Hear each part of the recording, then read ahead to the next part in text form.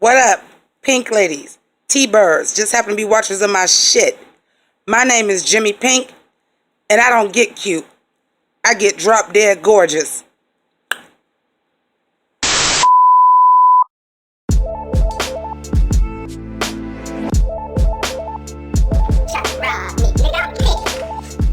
Well, hey y'all. Did y'all ever see the movie Drop Dead Gorgeous? Because Insatiable so far is giving me drop dead gorgeous tease. I mean, down to the creepy religious song, down to the white trash girl, but the rich girl who always wins is the perfect child, to the dark comedy aspect. If you haven't seen it, it's a classic. But right now we're going to talk about this dark comedy about pageants. Insatiable, this is episodes 1 through 8. So far, I'm about halfway through the season. I stopped because I saw a shift in the storyline about to happen, as if we haven't had enough of those.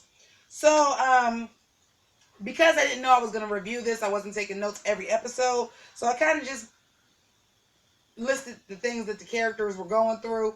And as y'all know on this channel, if you're new to it, this is stream of consciousness. So it's basically when I think of something, boom, it's going to lead me to something else.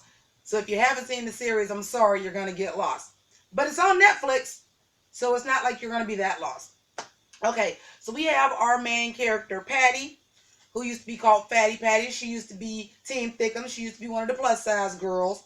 And she just gets fed up one day. This homeless man tries to take her candy bar.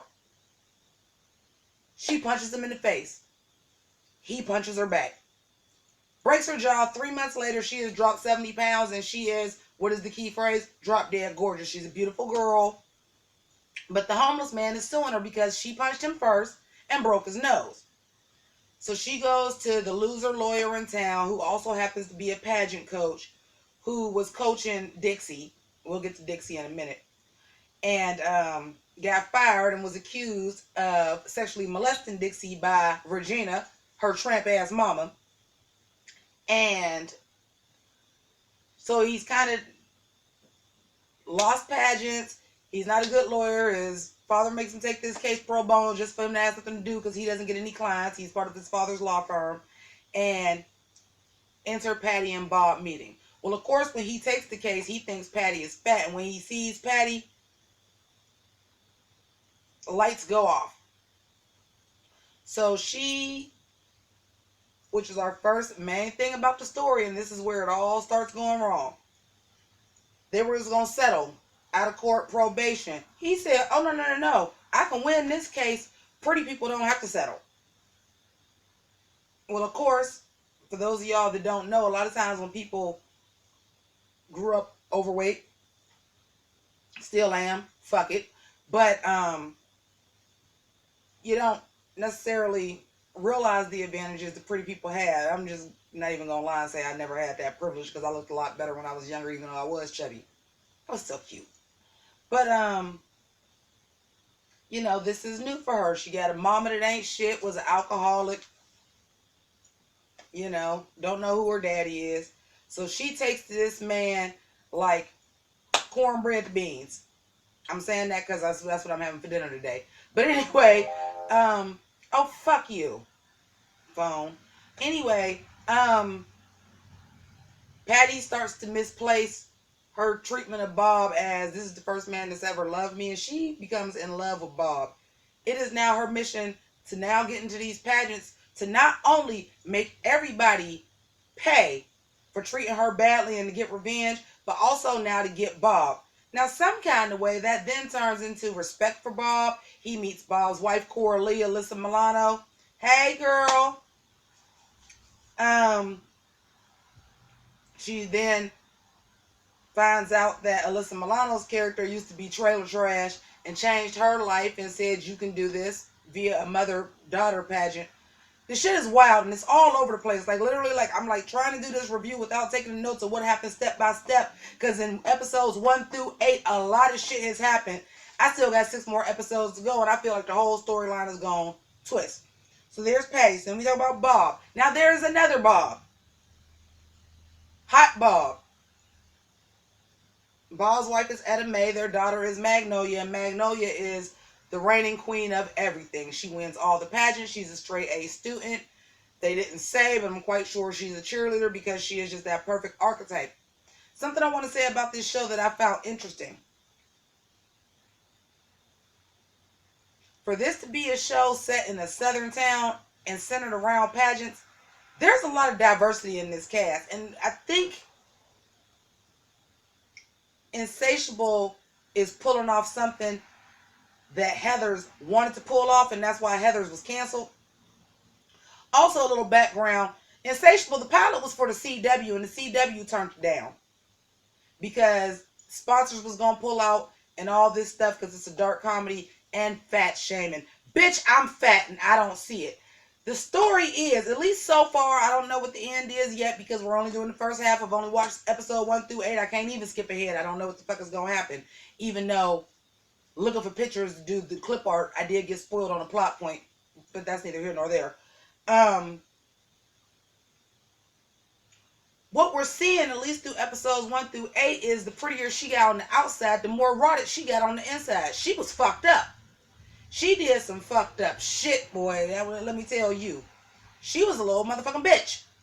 She was doing some fucked up shit, and this is our protagonist. But everybody in this series is fucked up, and that's what I like about it.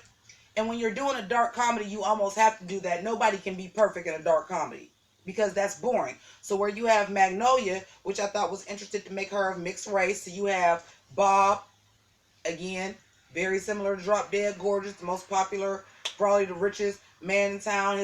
The best wife, she's successful, but his wife is black, and they made the daughter biracial. And they didn't make her that biracial like I mean, even though there are biracial people that are like that could almost pass for white. No, they got this girl like, oh no, you definitely black. And I thought that was interesting to make that character like the all-American perfect kid. But then again, the all-American perfect kid is not perfect because she is a drug addict and alcoholic at 17 years old. And I mean going hard too. But Magnolia is a nice girl. She doesn't want to do pageants anymore. And the other Bob, Sexy Bob, is not trying to hear it. Because he's one of these fathers that he has the perfect family, he has the perfect image, and he's going to keep it that way. And spoiler alert, this is the episode I stopped in because him and Bob, the main Bob, and then other Bob. I'm going to call him Bob and Sexy Bob. R Bob and Sexy Bob. R Bob, who is Patty's coach, and Sexy Bob, who is his rival in all things. Well, lo and behold, Sexy Bob like what I like. He don't like a donut. He want a cruller, a cream stick. You know what I'm trying to say.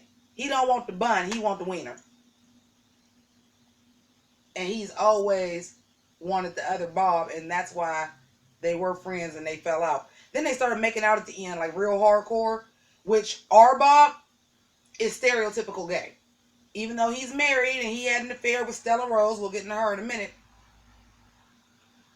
But he's like, you know, pageant director, like real good with the hair, the clothes, the sewing, not in the sports, like very, very snazzy dresser. Very what in the olden days before you could say characters were gay on TV, very coded gay. But up until now, and this is what I like about the show, because it like does a turn on you. I was thinking all along that he was gonna secretly be gay and like his wife was a beard, especially when you found out the wife was trailer trash and she was just trying to social climb.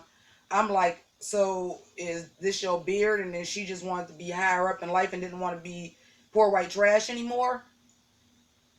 But then you find out that he had an affair with another woman 20 years ago who was his pageant mentor to teach him how to coach pageant, Stella Rose. And Stella Rose got it out for him, honey. She came to play. And then she had this person that was her protege that she was teaching the pageant. Lo and behold, it's her daughter. And guess who the daddy is? We be thinking it's our Bob, but it's Sexy Bob. So we got a whole lot of gay straight. Speaking of gay straight, let's talk about Noni. Noni is Patty's best friend. Noni is obviously in love with Patty. Questioning her sexuality, doesn't quite know. Um, I'm gonna get to a problem that I have with the show, which is D. So we have a plus size black girl who's doing the pageants too. I thought initially that was a lovely contrast because you had the girl that used to be big that's now skinny and pretty and beautiful. Not to say the big girl ain't, but you know, traditionally. And she turning into a piece of shit where the big girl is like, I like who I am. I like the way I look. They showcase clearly that she is the most talented of all the girls. She sings, she raps, she can dance. Um, they even give her a solo in the pageant performance, a couple of them actually. She dresses alternatively, like she's not, you know, all pageant hair weaved up, like she's doing natural hairdo. She's wearing different color lipsticks. But of course she had to be gay too, right? Because she couldn't be different enough. She had to be gay too. That pisses me off to see someone that looks like me on screen, even though this girl is much more plus size than I am. But to see somebody look like me on screen, and you always got to make them gay, or you always got to make the black character fucked up. Now again, this is a black comedy. Everybody is fucked up.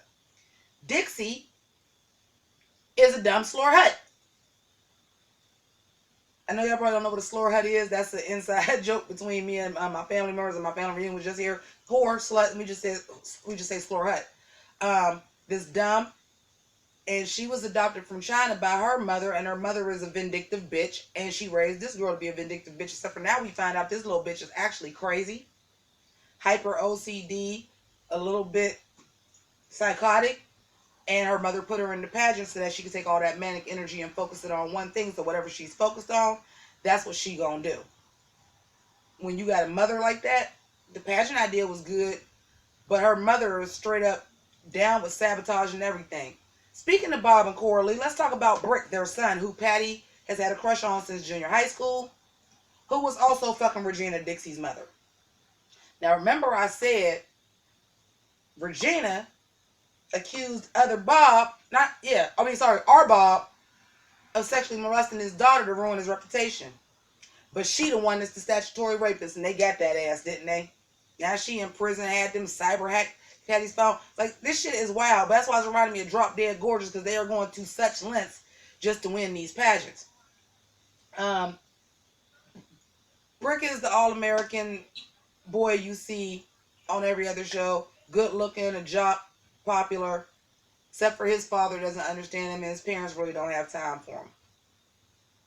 That's his downfall, but he's a nice kid. He apologizes to Patty. He gets to know Patty and genuinely likes Patty. Realizes, like, I was just dating Magnolia because she was hot, but I really, really like you. And it's not just because of sex or whatever. And they get together right after Magnolia just tried to help you get your philanthropy and get you into pageant because she didn't want to do pageants no more, which was driving her to do drugs even more. But then she wanted revenge because the girl stole her boyfriend. Set her up with Christian. Now let's talk about Christian. Christian is also stereotypical either. Think JD and Heathers. You know, mysterious, bad boy, sexy, charming. Come to find out he's the pastor's son. And the pastor is who is running Miss Magic Jesus, the big pageant that we got going on thus far that we got to get into and win to qualify.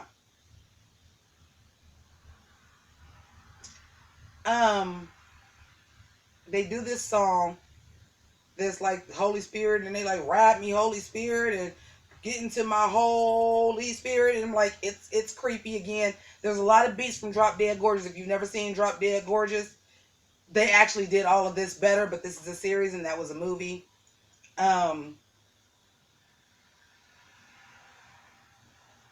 But Bob, sexy Bob, is just not trying to hear. Magnolia is not interested. But then when she wants that revenge, he even literally said, you don't want to do pageants anymore? That's okay. We'll just win Miss Magic Jesus, and then the next pageant after that, and then we'll go get you help. This man knows she on drugs and drinking. And still just like, but win these pageants first. So of course she's fucked up. She gets with Christian because Patty wants to hook her up with Christian and feel better about stealing brick after the pastor told her she's being selfish. Then she decides she wants Christian. So she steals Christian from him too. Like I said, Patty's fucked up. They try to slip drugs in her while she's getting baptized. They slip Molly into her drink while she's getting baptized. Like, this show is it's a bit sacrilegious, which can be funny, but if you're like super holier than thou, which I highly doubt if you're watching my channel that you are, but if you are, you may want to steer clear of it because you may get offended. And we have a pregnancy scare. Come to find out, she's not pregnant. She had a twin that basically is inside of her. And the Holy Spirit, hi Michael Ian Black. The pastor can feel people's spirit and says, I knew something was evil in you. You got to get that twin out because that's a demon. Then she ends up throwing Dixie off of a roof. But I'm like, does that prove that she's a bad person? Because Dixie did try to attack her and bite her like she was a vampire because she has veneers and she has fangs. It's so much going on. There's so much going on. I didn't even talk about Choi. We talked about Christian. Christian's also a drug dealer. His mother is Christine Taylor. And somebody please tell me if Christine Taylor got on prosthetics because she looked bad. Y'all know Christine Taylor? Marsha Brady. I thought it was the real lady to play Marsha Brady. That's how bad she looked. And that lady is about 20, 30 years older than her. Christine Taylor looked bad, y'all. I hope that was like some prosthetics to purposely make her look bad. She looked bad, y'all. We talked about Roxy and being Bob's secret other. It's so much going on, y'all. It is. There's so much. And I was just going over the characters. But I'm telling y'all, if y'all like crazy shit, because I know a lot of my Pink Ladies and T-Birds did not watch Insatiable.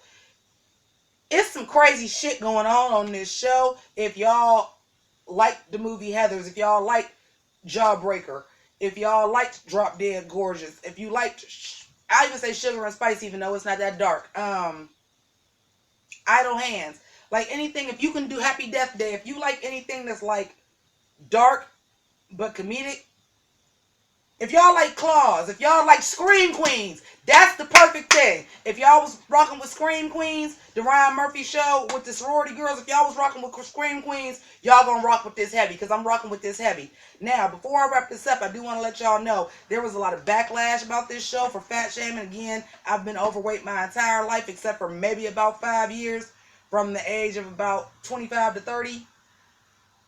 I don't see it as fat shaming. I see it as a lesson that beauty is only skin deep.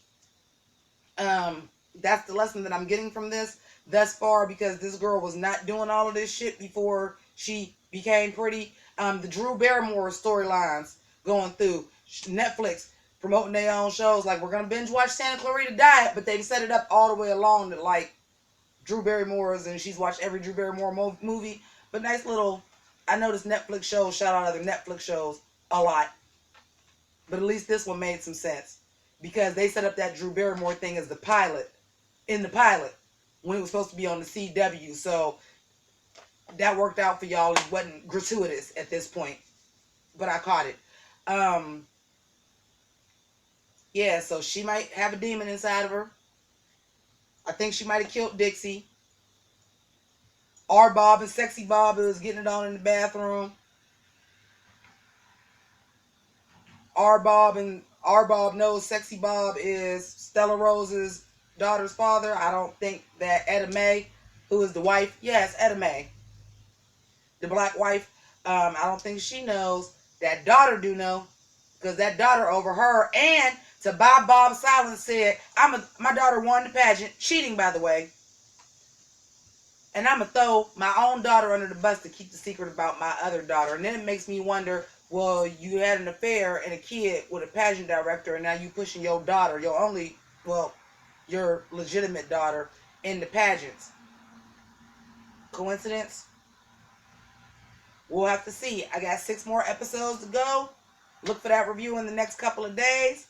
I want to thank everybody for rocking with me. I want to know what y'all think about Insatiable. If y'all haven't watched it, y'all know I ain't never steered y'all wrong. Every time I tell y'all go watch something, It be everything, don't it? If y'all watch the shit I watch on my channel, y'all gonna feel this. It's everything Heathers was trying to be. It's the dark comedy. It's the social commentary. It's the fashion forward moments, like the quirky clothes. The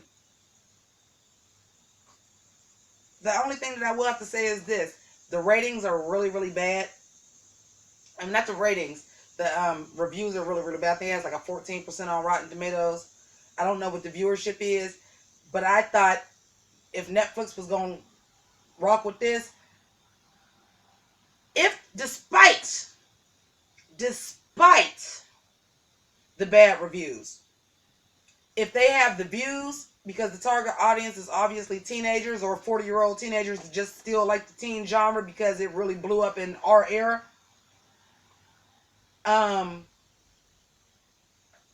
If they got the views, I'm looking for a season 2. And if they get a season 2, I wouldn't be surprised if they pick up Heathers, because if they got the balls to do this, they got the balls to do Heathers. And why not? Fuck it, they rebooting everything else. Maybe with Netflix and not having to be edited and some reshoots and some Netflix money, maybe Heathers can be good. I'll link the review to Heathers at the end of this, the pilot episode of Heathers, because it had potential. Maybe they just need some new showrunners, and maybe they need to be under a different network. It might work out, because if they can do this. But I'll let y'all know how I feel about this. So thank you so much for rocking with me. Thank you to my Pynk ladies and T-Birds. Always. I still made a way to give y'all a costume. I don't have very many clothes out, but I managed to still pull out a costume for this. So shout out to me. Thumbs up, like, and subscribe for that shit. Also, thank you to my patrons, as always. I greatly, greatly appreciate y'all. And once I get everything set up again, September 1st is D-Day. Whole lot of shit is going to change with the channel, my life, everything. I'm going to get y'all together. Y'all know I always hook y'all up for Christmas anyway. We're going to get it together. As well as my PayPal people. I know I got stuff that I should be sending out and thank yous. I don't know where they're at right now. I'm just going to be honest, because, I mean, I don't know if y'all can see this shit, but shit's packed up. So thank you for that. And if you're not a Pynk lady or T-Bird, just become a member of the House of Grease. All you gotta do is hit the subscribe. You can do that by clicking Sailor Jimmy at the end, or down below with all the links to my merchandise, my album. If you would like to donate to my PayPal, any amount is helpful, as well as Patreon, even $1 a month. And I'm gonna start doing some contests on Patreon when the holiday season comes. From the holiday season for me, y'all know that's Halloween, and all of that is gonna be drag season. We gonna get lit. So thank you so much. Look at that. Ha! Keep it greasy. Deuces.